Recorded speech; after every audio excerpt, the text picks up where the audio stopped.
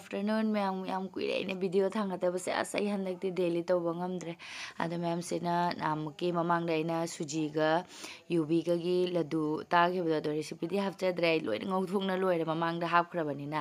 आधे dry fruit खरा half चले से चीनी या तक बनी सूजी का मखा दे सूजी लेरे दुगा यूबी सुंगौ थोड़े दुगा चीनी का से एवरीडे से ऑर्डर से खरा हाफ हाव बनी ना ममांग डे रेसिपी हाफ खरा बनी ना मो हाफ चद्रे आदो सुमाइना आइना कइनोगा संगोम पाउडर से खरा हापको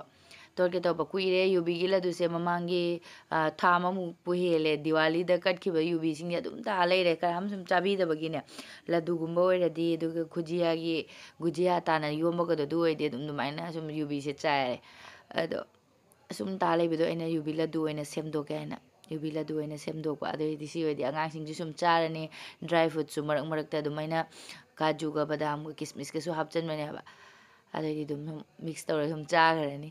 आगो लदु ताथोगे फनादि याम वीडियो कैमरा से याम लिखपदि मालिक याम थोकपा येंगसे यूबी अमखक्ति नते यूबी अमखक्का अदुगा इचेन हानिगो चाकोबदा पोरखिबा कइनोने दिवाली से डेट 1 ओइगे मारे को 31 ओइगे मारे था मे हेलेने यूबी जे कुइंगे ले इचेन अकंग बजुबी अंग पोरखिबा दुगा अदुगना अनी न ताबनी अनी सु नते अमगा तंखाय हाय तारे अदुगा कइनो खरागा सूजी खरागा तौरगा फरादी यामना थोए क्या कनो मसिंग नि थियाउद्रे हावदा मारम अदुम आइदि सिदि याम पामेबो को लड्डू पुरमगदि आई बेसन गी लड्डू खरा अमगा अदुगा सिगी आई साना से हौजबा सूजी गा कइनो गदि याम पामे दु सेमजल्ले अदुगा अदुप थाबा खोटपा तौरमे मैम नु भिनेबो खो ngसाई गी दो आइना ताबदो दि अदुप था खोटपा लोरगा बाजार नुमिनेना बाजार थोलकपनि अस इनम थागी इंगे खरा खरा दे दुमगो इनम थागी थरे सेकेंड ला कइनो खंगदे मैम जान जान ले मीसु खुचिन न मनुंगधांग लागा खरा फगद्रा आइना हाइगा फजना चिल्ले जे मुलागा लेरे हौजिक से पुंग 3 मुक तारे अदुना लोइसन गलक तोरे गाजर दगी मोरक दगी खरा लेरे से हिजांग नापी खरा लेगरनी सुम संदाई ngahak थोलक जायना अखोइदि लोइ नानारे मैम handakti इंधमता चंगपसि अमा खलियों ओल कोबी से अखोइ मपागी दि फेवरेट नि से nga laga se dum chai nga thong madu hapi ma di pam be na law gare lupa kun hai boy mare mari da kya no ai ma law gare ja duga mana ol ko pam ba ina plastic su kuma se amana tre ama jingning bu ko yang kok le de plastic ki yang ne as phate ji di abai plastic नहीं था कितने के 60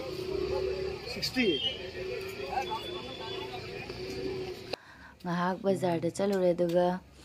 akoi chale da akoi gi sa gi akoi gi jeng jeng na akoi gi hek building sing he opposite ni ko ma mamang se da building a chauba ma se ma sum loi salak to re jeng jeng na mo se kari go down gum bo do ra hangde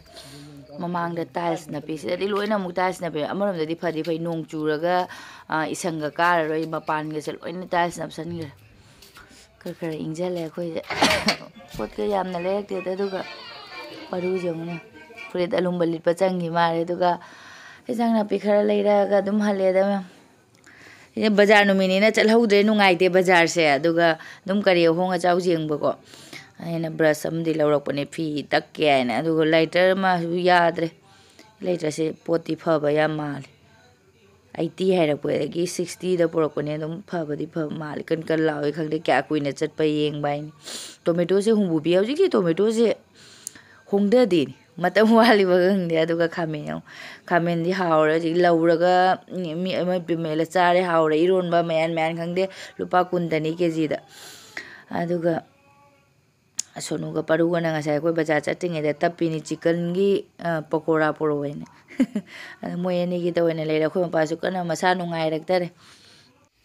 parna khanga sang ma kai chakhar ga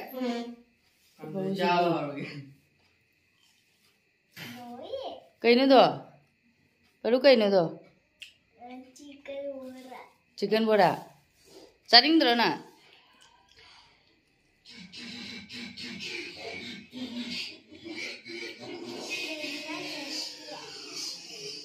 mapan da thoro mina khara khara ingli tawre do changang thakpa na hawdi ma I khara khara ingma matam da changang thakpa se hawe na kala na makka khara hap chalaga ko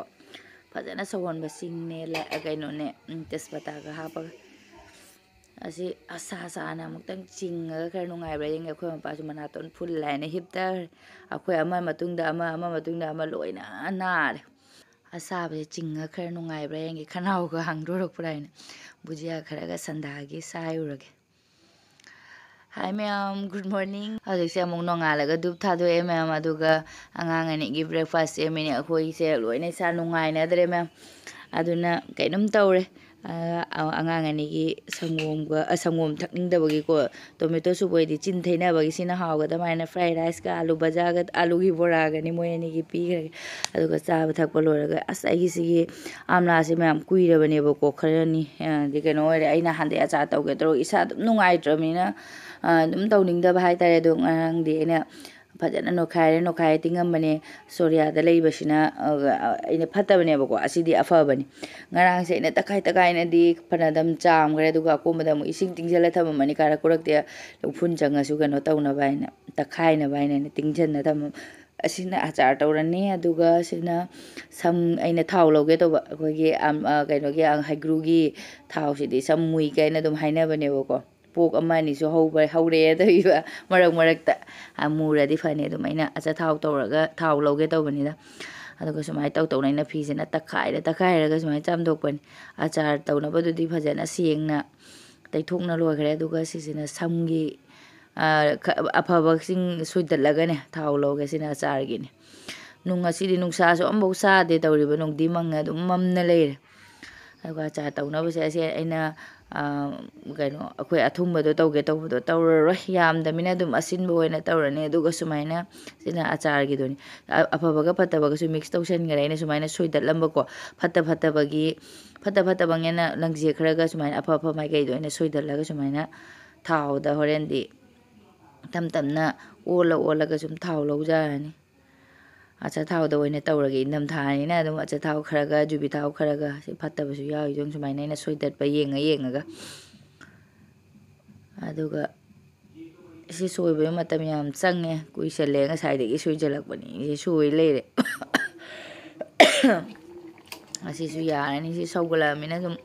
ꯃꯥꯒꯤ ꯀꯩ ꯍꯥꯏꯅꯤ ꯃꯀꯥ ꯃꯥꯒꯤ piece ꯑꯣꯏꯅ ꯀꯩꯅꯣ ꯃꯨꯜꯂꯛꯑꯃꯤꯅꯀꯣ ꯄꯣꯛꯈꯥꯏꯔꯛꯑꯦ ꯑꯝꯂꯥꯒꯤ ꯑꯩꯈꯣꯏꯒꯤ ꯀꯩꯅꯣ ꯍꯩꯒ꯭ꯔꯨꯒꯤ ꯍꯥꯏꯒ ꯁꯤ ꯌꯥꯝ ꯐꯖꯩꯀꯣ ꯑꯩ ꯃꯨꯠꯊꯠꯂꯦ ꯃꯥꯒꯤ ꯑꯩꯈꯣꯏꯒꯤ ꯀꯥꯊꯣꯔꯛꯑꯦꯕ ꯃꯥꯒꯤ ꯄꯤꯁꯅ ꯀꯩꯅꯣ ꯑꯣꯏꯅ ꯇꯧꯅ ꯑꯩꯅ ꯁꯨꯃꯥꯏꯅ ꯆꯤꯊꯣꯛꯑꯦ ꯑꯗꯨꯒ ꯌꯥꯝꯗꯤ ꯌꯦꯡꯉꯨꯅꯦ ꯌꯥꯝ ꯃꯥꯜꯂꯦꯅ ꯑꯗꯨꯝ ꯈꯜꯂꯤ ꯐꯠꯇꯕꯅ ꯍꯦꯜꯂꯦ ꯑꯗꯨꯒ ꯑꯐꯕꯅ ꯂꯤꯛꯑꯦ ꯃꯨꯔꯕꯥꯗꯣ ꯀꯣꯟꯅ ꯇꯧꯔꯅꯤ ꯃꯨꯔꯕꯥꯁꯦ ꯁꯤꯅ ꯇꯧꯔꯁꯨ ꯅꯨꯡꯁꯨ ꯅꯨꯡꯉꯥꯏꯔꯣꯏꯗ ꯈꯪꯗꯦ ꯑꯆꯥꯔ ꯑꯣꯏꯅ ꯇꯧꯁꯜꯂꯒꯦ ꯇꯧꯕ ꯅꯨꯡꯗꯤꯁꯨ ꯃꯪꯉꯤ ꯈꯔ ꯅꯨꯡꯁꯥ ꯈꯤꯇꯪ ꯊꯣꯛꯑꯗꯤ ꯀꯩꯅꯣ ꯇꯧꯒꯦ ꯇꯧꯕ ꯃꯊꯛꯇ ꯐꯧꯁꯤꯔ ꯍꯥꯏꯅ ꯃꯝꯃꯕꯅꯤꯅ ꯏꯃꯨꯡꯗꯁꯨ ꯀꯩꯁꯨ ꯃꯝꯃꯦ ꯅꯨꯡꯗꯤ ꯃꯪꯉꯃꯤꯅ ꯑꯗꯨꯅ ꯃꯩ ꯊꯥꯟꯕ ꯑꯗꯨꯒ ꯁꯤꯁꯦ ꯂꯣꯏꯅ ꯀꯩꯅꯣ ꯇꯧꯔꯒꯦ ꯌꯥꯝꯗꯤ ꯌꯦꯡꯉꯨꯅꯦ ꯑꯁ ꯌꯥꯝ ꯃꯥꯔꯦꯒ ꯐꯠꯇꯕꯅ ꯍꯦꯜꯂꯃꯤꯅ ꯃꯟꯊꯣꯛꯈꯤꯕꯗ ꯑꯗꯨꯒ ꯑꯩꯅ ꯄ꯭ꯂꯦꯠ ꯑꯃꯗ ꯁꯨꯃꯥꯏꯅ ꯔꯨꯃꯥꯟꯁꯦ ꯊꯥꯔꯒ ꯃꯥꯏ ꯅꯨꯡꯗꯤ ꯅꯨꯡꯉꯥꯏ ꯃꯨꯜꯂꯃꯤꯅꯀꯣ ꯃꯥꯒꯤ ꯁꯨꯃꯥꯏꯅ ꯀꯔꯤ ꯍꯥꯏꯅꯤ ꯃꯁꯨꯡꯁꯦ ꯁꯨꯝ ꯇꯥꯔꯦ ꯂꯣꯏꯅ ꯁꯨꯃꯥꯏꯅ ꯂꯧꯊꯣꯛꯑꯒꯦ ꯑꯁ ꯐꯦꯟ ꯏꯪꯉꯃꯤꯅ ꯐꯦꯟꯁꯨ ꯊꯥꯅꯤꯡꯗꯦ ꯍꯧꯖꯤꯛ ꯇꯧꯔꯤꯕ ꯑꯗꯨꯒ ꯅꯨꯡꯁꯥꯁꯨ ꯊꯣꯛꯇꯦ ꯅꯨꯡꯁꯥ ꯊꯣꯛꯇꯕꯁꯤꯅ ꯑꯩꯈꯣꯏꯒꯤ ꯀꯩ ꯍꯥꯏꯅꯤ ꯏꯪꯓꯟꯕꯁꯨ ꯍꯦꯜꯂꯦ ꯅꯣꯡꯁꯨ ꯆꯨꯔꯝꯃꯦ ꯑꯌꯨꯛꯇ ꯉꯁꯤꯗꯤ ꯅꯨꯡꯉꯥꯏ ꯈꯤꯇꯪꯇꯅꯤꯗ ꯑꯗꯨꯅ ꯑꯗꯨꯝ ꯏꯪꯓꯟꯕꯁꯨ ꯍꯦꯟꯕ ꯑꯗꯨꯃꯥꯏꯅ ꯇꯧꯔꯦ ꯁꯨꯃꯥꯏꯅ ꯂꯣꯏꯅꯃꯛ ꯂꯧꯊꯣꯛꯑꯦ ꯑꯗꯨꯒ ꯃꯊꯛꯇ ꯉꯥꯏꯍꯥꯛꯇꯪ ꯐꯧꯒꯦ ꯇꯧꯕꯁꯨ ꯌꯥꯔꯣꯏꯗꯣꯔꯤꯁꯤꯅꯦ ꯁꯨꯝ ꯐꯦꯟ ꯉꯥꯛꯇꯪ ꯊꯥꯖꯤꯟꯁꯤꯔ ꯀꯩꯅꯣ ꯁꯨꯝ ꯂꯩꯖꯍꯧꯔꯅꯤ ꯁꯨꯃꯥꯏꯅ ꯑꯗꯨꯝ ꯊꯝꯃꯝꯃꯒꯦ ꯑꯩꯒꯤ ꯊꯥꯎꯁꯨ ꯊꯥꯎ ꯂꯧꯅꯕ ꯑꯃꯨꯛ ꯁꯦꯝꯃꯒꯦ ꯑꯩꯅ ꯑꯩꯈꯣꯏꯒꯤ ꯊꯥꯎꯁꯤꯗꯤ ꯀꯥꯟꯅꯕꯅꯦꯕꯀꯣ ꯑꯩꯈꯣꯏ ꯖꯣꯠꯀꯤ ꯈꯥꯡꯁꯤꯅꯗꯤ ꯍꯥꯟꯅꯗꯒꯤ ꯑꯗꯨꯝ ꯁꯨꯝ ꯁꯤꯖꯤꯟꯅꯕ ꯖꯣꯠ ꯈꯥꯡꯗ ꯐꯩꯌꯦꯅ ꯍꯥꯏꯅꯩ ꯑꯗꯨꯅ ꯑꯩꯅ ꯖꯣꯠ ꯈꯥꯡꯗ ꯑꯣꯏꯅ ꯊꯥꯎꯁꯦ ꯁꯥꯍꯜꯂꯦ ꯑꯆꯥꯔꯒꯤ ꯈꯔ ꯈꯥꯏꯗꯣꯛꯈ꯭ꯔꯒꯦ ꯑꯗꯨꯒ ꯁꯤ ꯁꯣꯏꯕꯁꯨ ꯂꯣꯏꯗ꯭ꯔꯤ ꯁꯤꯁꯦ ꯐꯠꯇꯕꯉꯩ ꯂꯣꯏ ꯂꯪꯖꯦꯈ꯭ꯔꯅꯤ ꯈꯨꯖꯤꯟꯒꯁꯦ ꯎꯅꯦ ꯑꯁ ꯈꯣꯏꯒ꯭ꯔꯨ ꯇꯧꯕꯗꯤ ꯃꯣꯠꯄꯅ ꯂꯣꯏꯔꯦ ꯈꯨꯖꯤꯟ ꯃꯅꯨꯡꯁꯦ ꯃꯨꯁꯤꯟ ꯃꯨꯔꯦ ꯑꯗꯨꯒ ꯈꯔ ꯂꯧꯕ ꯌꯥꯕꯉꯩ ꯂꯧꯊꯣꯛꯑꯦ ꯑꯩꯅ ꯁꯨꯃꯥꯏꯅ ꯁꯤꯅ ꯐꯠꯇꯕꯉꯩꯇ ꯂꯧꯕ ꯌꯥꯕꯉꯩ ꯂꯧꯔꯦ ꯑꯗꯨꯒ ꯊꯥꯎꯁꯨ ꯑꯩꯁꯦ ꯁꯥꯔꯒ ꯃꯩ ꯃꯨꯠꯊꯠꯂ ꯊꯝꯃꯕꯅꯦꯕꯀꯣ ꯑꯗꯨꯒ ꯀꯩꯅꯣ ꯇꯦꯡꯀꯣꯠ ꯑꯝꯗ ꯈꯥꯏꯗꯣꯛꯑ ꯊꯝꯃꯒꯦ ꯁꯤꯅ ꯑꯆꯥꯔꯗꯗꯤ ꯍꯣꯔꯦꯟ ꯏꯪꯍꯜꯂꯒ ꯍꯥꯞꯇꯣꯏꯅꯤꯅ ꯇꯦꯡꯀꯣꯠꯁꯤꯗ ꯈꯥꯏꯗꯣꯛꯑ ꯊꯝꯃꯕ ꯑꯗꯨꯒ ꯁꯤꯁꯤꯅ ꯍꯣꯔꯦꯟ ꯈꯥꯡꯒꯁꯦ ꯁꯦꯡꯅꯁꯨ ꯐꯦꯡꯗꯣꯏꯅꯦꯅ ꯍꯣꯔꯦꯟ ꯁꯝꯗ ꯇꯩꯗꯣꯏꯅꯤꯅꯀꯣ ꯊꯥꯎꯁꯦ ꯃꯩꯁꯦ ꯂꯤꯔꯤ ꯑꯗꯨꯝ ꯖꯥꯏꯔꯒ ꯑꯩꯈꯣꯏꯒꯤ ꯍꯩꯀ꯭ꯔꯨꯁꯦ ꯉꯥꯏꯍꯥꯛ ꯉꯧꯕꯤꯔꯒꯦ ꯑꯗꯨꯒ ꯃꯥꯒꯤ ꯃꯍꯤ ꯃꯅꯥꯏꯗꯣ ꯑꯗꯨꯝ ꯊꯥꯎ ꯆꯪꯍꯧꯗ꯭ꯔꯕꯅꯤꯅꯀꯣ ꯍꯩꯀ꯭ꯔꯨꯒꯤ thao samda yam phai adu se da sum kana gumbadi dum aina mamang dei ni nungsa se kitang tholak tora mar didi amana semgi bane bako ado duga maina aina yenga semani nungsa da tang thamuge nungsa bu kanna di ya sa de du su mathaki nungsit ka kari ka nungsa kitang tholak paga nga ka ngange sise na achar tawduni na ko ising jawradi ko phai gara kari nga dang nungsit nungsa na kanghan ge taw ai umorok se munba hawradi ko sum pamun da munjele sum mama na te munjele manga taru mulle ka kana taw yamna di hena sa hawjiti umrong bazar gi su yamna hena di sa de yamna su akhoi gi achamba su nati amakha hapa ga de akhoi gi di iron madum oi khaka munga da basu ngangjen basu yaure si sangi bana legera su manga taru gamdi mulla bani na sanga ngamina hekto eduga karon jo jing matam loi ba matam la kaino hangde karon se nungsi na ahum khakti pale ahum ga pale me koi isa ga nungai to bina mathak te ga yam ka te phi phawra ga dum kumtha gi ba ying dre jang na phi tha ba ga ahum khakti mulle aduga ahum khakti pala me hekto aduga sena egi pudina ne handakti pudina se mana ga pak thore sing khar ka chai bi ba dagi pudina si de dum lengoi ha pa ga su lengoi de jam phajana mara chatlaga ko gi mana se pak thore asigi se leja horasana duga gi thao se mai se tapna thabina ko ai kanna thara di musin gre ne tabli mai se taphalaga mana amla se ngauba mai mahi do la hwradi mjare duga sena achar gi ne na ke masan je suro bajala methi yauptri ne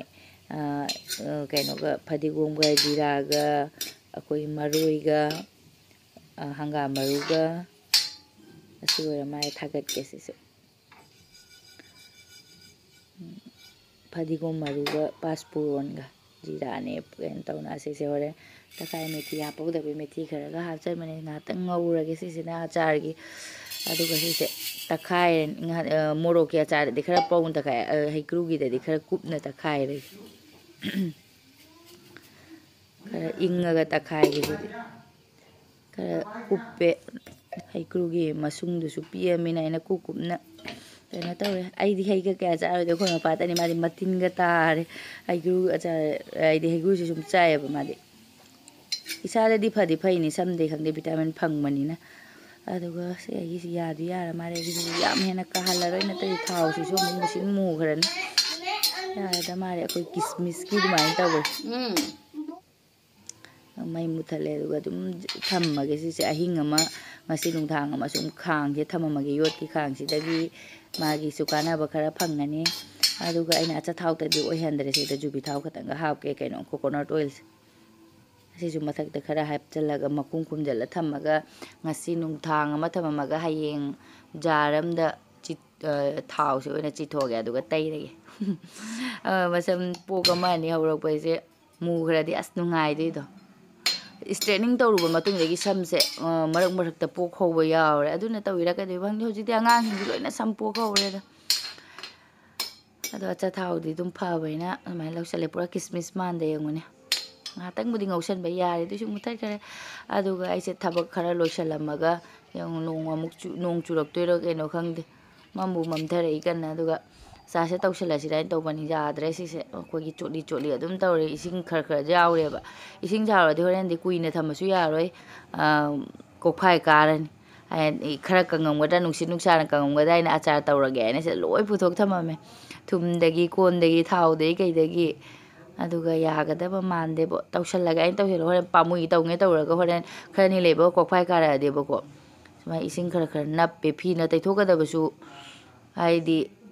kangchan da baina ko nungai tre hayeng am ga nungsa thokla de hayeng am thamaga cha tawgana phadoi mare bo aise doubt ore nungai tre ba su yamna wa na semaga horen ko phai kara di angong ba ka kara di nungai te do ko nungsa khitang bo thok da bai bai ni aina tawrage loina sida sajai na thamaga hayeng oina tawrage da ngasi nung thang ama aidi ngasi pura din ama thamamaga aduga ꯍꯌꯦꯡ ꯅꯨꯡꯁꯥ ꯉꯥꯏꯍꯥꯛꯇꯪ ꯊꯣꯛꯂꯒ ꯊꯝꯃꯗꯤ ꯑꯗꯨꯝ ꯀꯪꯁꯤꯟꯒꯅꯤ ꯑꯗꯨꯒ ꯍꯌꯦꯡ ꯑꯣꯏꯅ ꯆꯥ ꯇꯧꯔꯒꯦ ꯁꯤꯗ ꯊꯥꯎꯗꯨꯁꯨ ꯂꯩꯔꯦ ꯍꯌꯦꯡ ꯆꯤꯊꯣꯛꯑꯅꯤ ꯈꯥꯡꯗꯩꯁꯤꯁꯨ ꯁꯤ ꯏꯁꯤꯡ ꯌꯥꯎꯔꯦꯕ ꯈꯔ ꯏꯁꯤꯡ ꯅꯞꯄ ꯑꯗꯨꯃꯥꯏꯅ ꯇꯧꯔꯦ ꯂꯪꯕꯨꯗꯤ ꯂꯪꯊꯣꯛꯄ ꯅꯞꯄꯨꯗꯤ ꯈꯤꯇꯪ ꯅꯞꯄꯦ ꯍꯌꯦꯡ ꯑꯣꯏꯅ ꯆꯥ ꯇꯧꯔꯒꯦ ꯁꯤꯁꯨ ꯉꯁꯤꯒꯤ ꯊꯝꯖꯤꯜꯂꯒꯦ